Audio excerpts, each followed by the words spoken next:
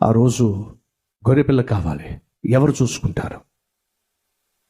చిన్న కుర్రవాడు కనుక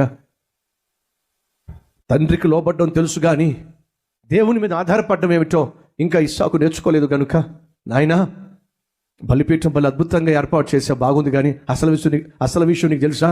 ఏమిటి? అది లేదు, అది లేదు, ఏం లేదు నాయనా. ఏది అవసరమో, ఏది కావాలో అది లేదు. అన్ని ఏర్పాట్లు చేస్తున్నావు, కావాల్సింది లేదు. ఉన్నారు ఈరోజు, అన్ని ఏర్పాట్లు చేసుకుంటున్నావు, కానీ కావాల్సింది మాత్రం లేదు. ఏ హాస్పిటల్ అయితే బాగుంటుందని చెప్పి అడుగుతున్నావు, కానీ కావాల్సిన డబ్బు మాత్రం లేదు. ఏ కాలేజీలో చదివితే బాగుంటుంది మా అబ్బాయి, ఏ కాలేజీలో చదివితే బాగుంటుంది మా అమ్మాయి అని ఎంక్వైరీలు చేస్తున్నావు, కానీ కావాల్సింది మాత్రం నీ దగ్గర లేదు. ఏమిటి? చదివించడానికి డబ్బులు లేవు. ఏ ఉద్యోగం అయితే బాగుంటుందని అంటున్నావు కానీ ఉద్యోగమే లేదు. ఎక్కడైతే బాగుంటుంది అని అంటున్నావు, కానీ ఇల్లు అయితే నీకు లేదు.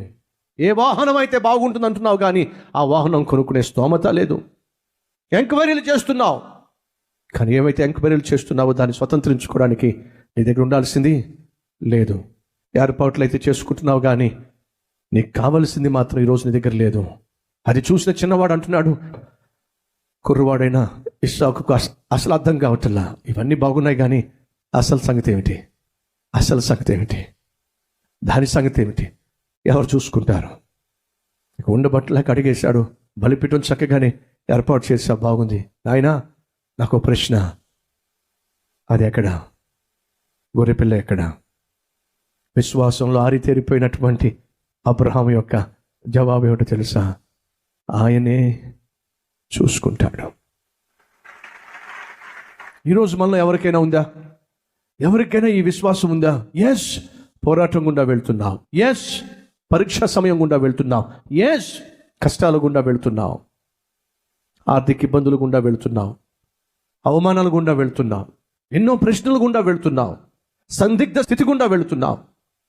సమస్యల వలయంలో చిక్కుకొని అల్లాడిపోతున్నావు.